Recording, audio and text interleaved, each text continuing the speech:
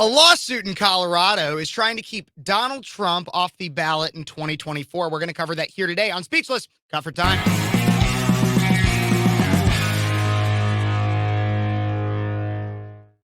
Hey, everybody. Welcome back to Speechless Cut for Time. I'm your host, Phares, 22-year-old conservative college student out of Central Illinois, host of Speechless on Cities 92.9, the news and talk of Bloomington Normal. But I can't necessarily fit everything I want to talk about into my 2-hour Sunday show from 3 to 5, so I bring it to you right here in Cut for Time videos, and I hope you guys enjoy them. And if you don't want to miss a minute, don't forget to like this video, subscribe to the channel. Please subscribe, share this with your friends, and comment what you think, everybody. Please comment. I always want to know what you guys think is going on in our country. I can't be the only one who's made to be not speechless. So I want you guys to also voice your opinion as well.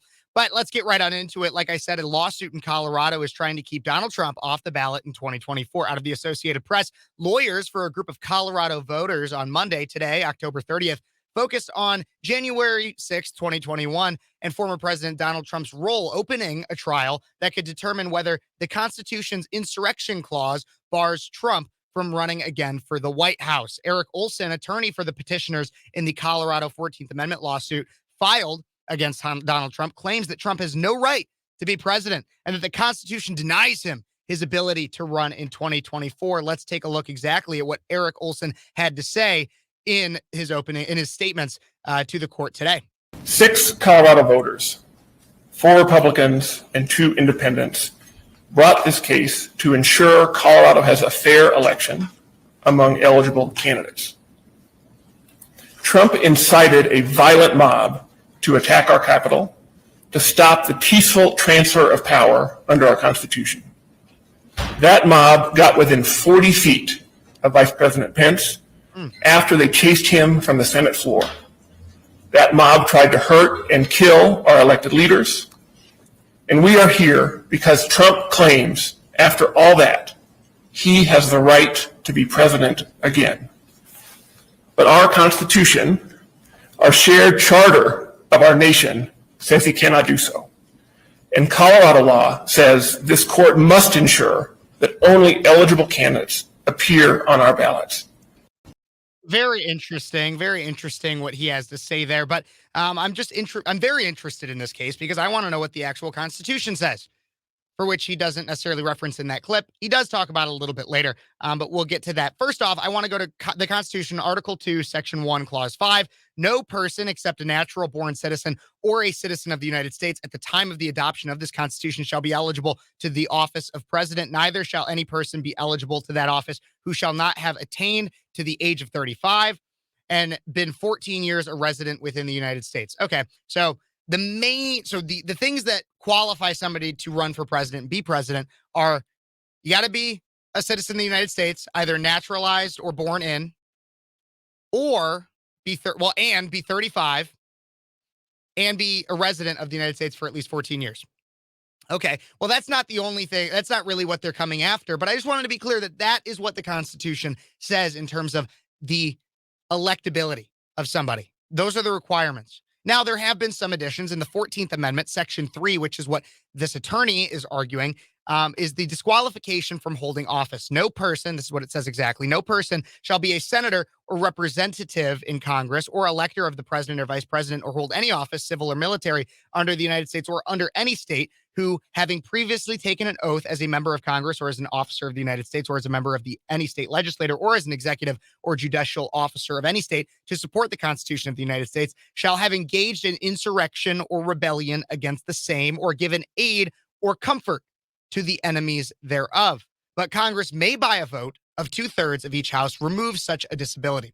So I know I just read the whole thing there for you, and it's because I want you to hear the whole thing. But basically what that part of the Constitution says within the 14th Amendment is that you cannot be president or a lot of other offices if you engaged in insurrection, rebellion, or aided or comforted enemies thereof. Well, here's the thing about that statute that they're trying to argue is, well, Trump hasn't been charged nor convicted with engaging in or aiding an insurrection or rebellion. There have been over 1,100 arrests in relation to the event of January 6th. And about half of those have entered guilty pleas. Most of those were for entering and remaining in a restricted building or grounds, disorderly and disruptive conduct in a restricted building or grounds, civil disorder, assaulting, resisting, or impeding certain officers, things of that nature. None of which fall under United States Code Title 18, Code 2383, which outlines the charges for insurrection or rebellion. Now, I do want to be clear and be honest with all of you that there is a popular, more right-leaning talking point that says that no one has been charged with insurrection or under that code. And despite that popular narrative, it's actually technically not true.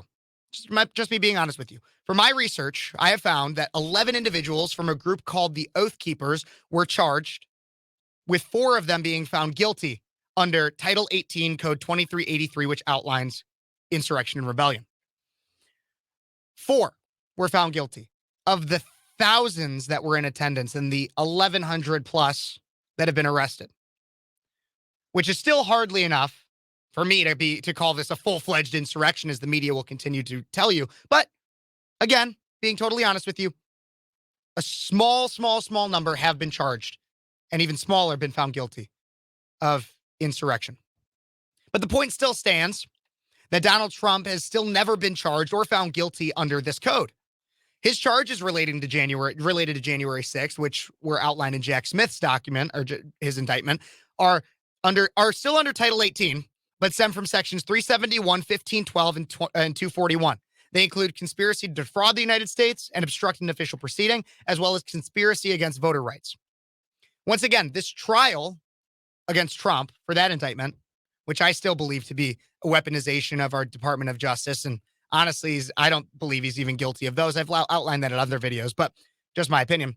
It's still unfinished, and it includes nothing about insurrection or rebellion. The defense in Colorado, in this case, brought up historical precedent against the misuse of the 14th Amendment. So this is somebody defending Trump's right to be on the ballot. Let's take a look and listen to what he had to say. This is historical rather than just legal. Today for a number of historical firsts. First, this is the first they are asking this court to be the first ever in American history, to disqualify a presidential candidate under Section 3 of the 14th Amendment. We've pointed the court, I believe, to, or we will, Horace Greeley, who ran in 1872 as a Democratic presidential candidate. He had paid for Jefferson Thomas's bail. He was loudly accused of giving aid and comfort to the enemies of the United States shortly after the Civil War when he ran.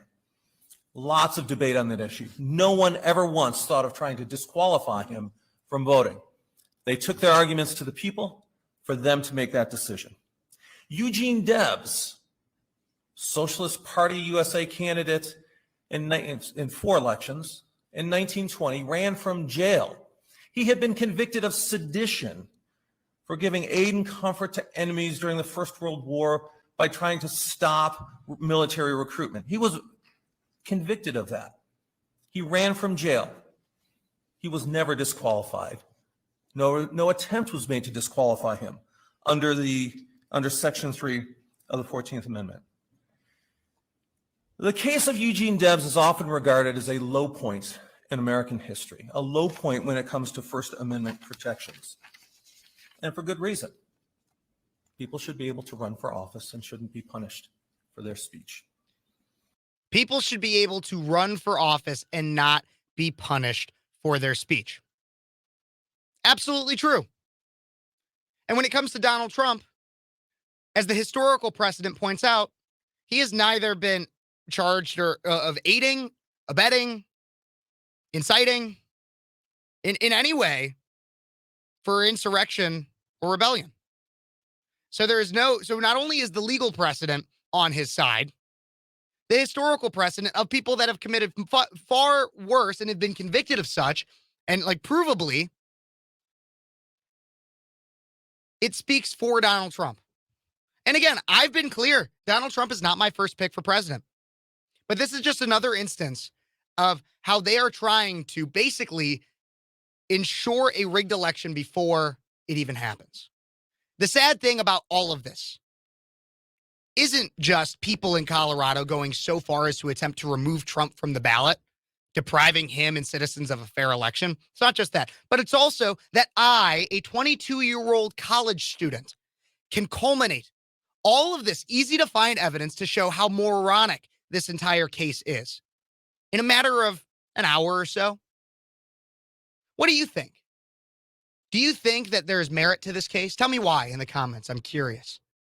Because to me, like I said, this is just another example of people. And he said that there were Republicans. I have no idea who they are. Republicans and independents were the ones that filed this lawsuit. I believe it holds no standing. And if it's found that in some way Trump will not be on the ballot in Colorado in 2024, there should be absolute protests and appeals.